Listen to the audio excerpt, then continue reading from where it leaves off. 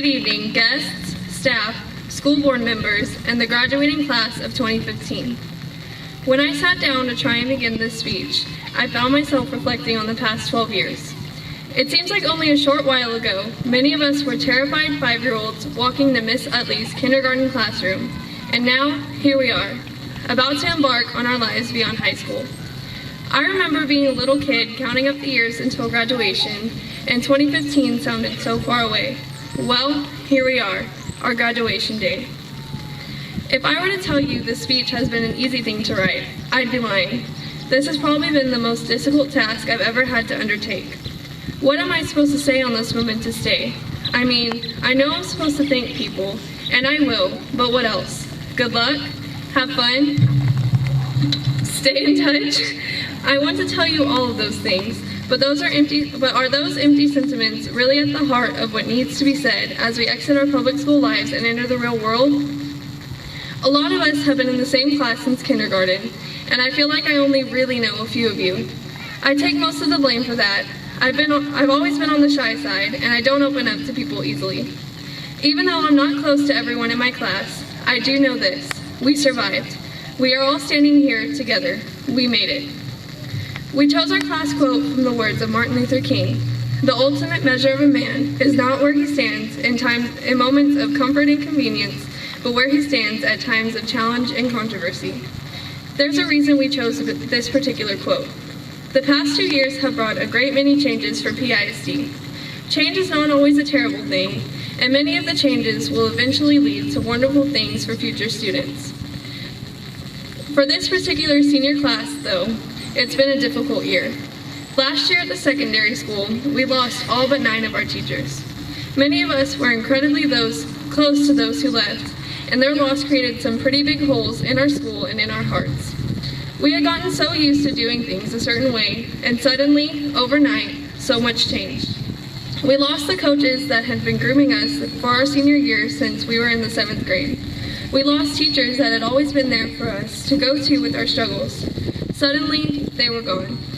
The senior year many of us had been envisioning was just not going to happen. I don't know about y'all, but I'd say the loss of those teachers definitely falls under the heading of times of challenge and controversy.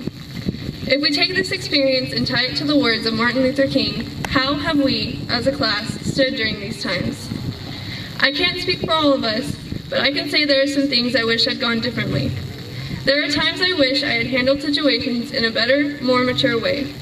I wish I had had the courage to step up and be the leader everyone needed, but it was just so difficult adjusting to all of the changes, so I put my focus on surviving it. And you know what? I'm standing here, right here, with all of you.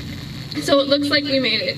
We survived Pettis High School 2015, and persevering through this year has undoubtedly made each of us stronger and more ready to take on life's more adult challenges.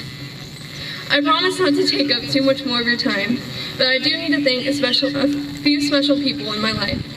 First and foremost, I am grateful to God for all the blessings He has bestowed on me. Because I was raised to have faith in God, I am able to rely on the words of Jeremiah 29:11. I know the plans He has for me are meant to prosper, not harm. I am also so thankful to have been raised by the parents God chose for me. I know a lot of people say they either take after their mom or their dad, but I'm proud to say I think I've received the perfect mix of both sides of my gene pool. Dad, thank you for all the sacrifices you've made for our family over the years. I could not have asked for a better earthly father than you. Thank you for making a point to try and attend so many of my games, from t-ball to varsity sports. Mom, thank you for being my mom and my friend. You may not have been the world's greatest sports mom, but you definitely made up for it with your willingness to hold me while I cried and to laugh with me during the good times. And Haley, yes, I'm actually going to say something nice about my sister. Thank you for being my first and forever best friend. We fight more than we get along sometimes, but I hope you know that I love you and will always have your back. Thank you for breaking in, Mom and Dad.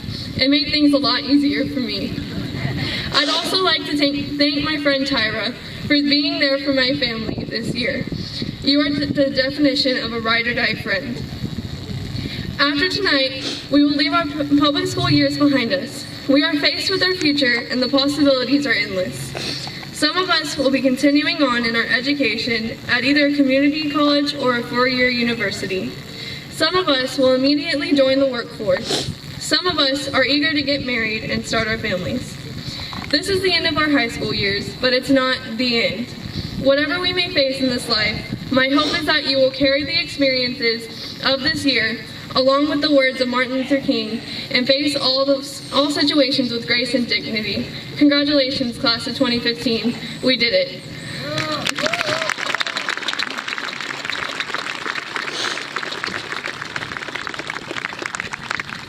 Thank you, Ashley. Victoria Ruiz will now introduce our guests of honor and speaker for this evening's ceremony.